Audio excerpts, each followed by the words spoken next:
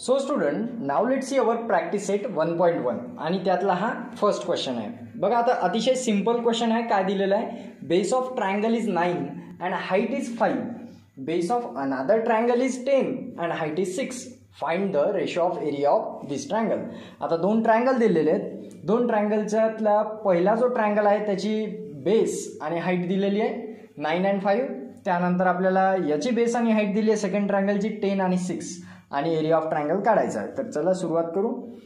बघा आता इथे मी काय करतो, सुरुवातीला मी लिहून घेतो एरिया ऑफ ट्रायंगल 1. आता ठीक आहे, एरिया ऑफ ट्रायंगल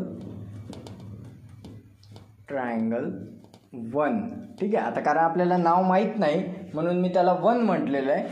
आणि इक्वल्स टू काय होईल मग ते 1/2 बेस इंटू हाईट. ठीक आहे, पण याला मी म्हणतो B1 आणि याला म्हणतो H1. ठीक आहे, हे झालं आपलं पहिल्या ट्रायंगलचं.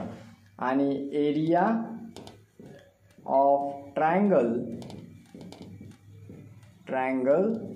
2 याचं काय होईल 1/2 multiply by B2 multiply by H2 म्हणजे बेस 2 आणि हाईट 2 दुसऱ्या ट्रायंगलची. तर आता आपल्याला इथे दिलेलं आहे की गिवन काय दिलेलं आहे बघा. गिवन दिलेलं आहे B1 इक्वल्स टू आपल्याला दिलेलं आहे 9 आणि H1 इक्वल्स टू दिलेलं आहे 5. तसेच B2 इक्वल्स टू दिलेलं आहे 10 आणि H2 इक्वल्स टू दिलेलं आहे 6. सो अशा प्रकारे या व्हॅल्यूज दिलेल्या आहेत आणि हे मी कन्सिडर केलं. आता कन्सिडर केल्यावर सोल्युशन. आता इथून सॉल्व करायचा प्रॉब्लेम आपल्याला बघा. तर area of triangle 1 upon area of triangle 2. आता यामध्ये बघा तुम्ही कन्सिडर करताना ट्रायंगलचे नावही घेऊ शकता. Triangle ABC, triangle PQR. मी त्याला 1 आणि 2 ट्रायंगल घेतले कारण नाव दिलेले नव्हते. मनाने काही घेता येतात नाव दिले नसल्यावर. आता इथे 1/2 तर तसेही कॅन्सल होणार. सो आपला फॉर्म्युला काय असतो B1 multiply by H1 divide by B2 multiply by H2. तर सिमिलरली B1 ची व्हॅल्यू दिलेली आहे 9 मल्टिप्लाय बाय H1 आहे 5 डिवाइड बाय 10 मल्टिप्लाय बाय आहे 6. सो आन्सर काय 9 5 जा 45 आणि डिवाइड बाय 10 6 जा 60. आता या दोन्हीला जर 5 ने डिवाइड केलं तर 5 9 जा 45 आणि 5 12 जा 60. ठीक आहे. So answer will B 9 divide by 12. याला रिड्यूस केला आपण. याला पुन्हा रिड्यूस करू शकतो आपण. 3 3 जा 9 आणि 3 4 जा 12. So our final answer will be 3/4.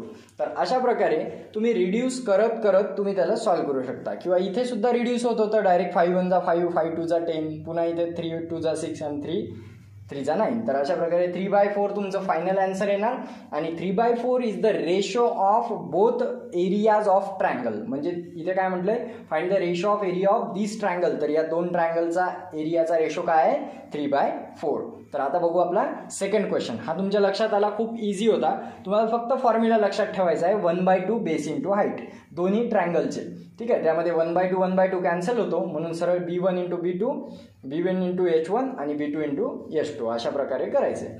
आता बघा याच्यामध्ये जर का बेस सेम असती तर डायरेक्ट ती कॅन्सल झाली असती आणि H1 H2चा आन्सर आला असतं. हाईट सेम असती तर दोन्ही कॅन्सल झाले असते आणि B1 B2चा आन्सर आला असतं. अशा प्रकारे काढतात ते. आता बघू सेकंड प्रॉब्लेम.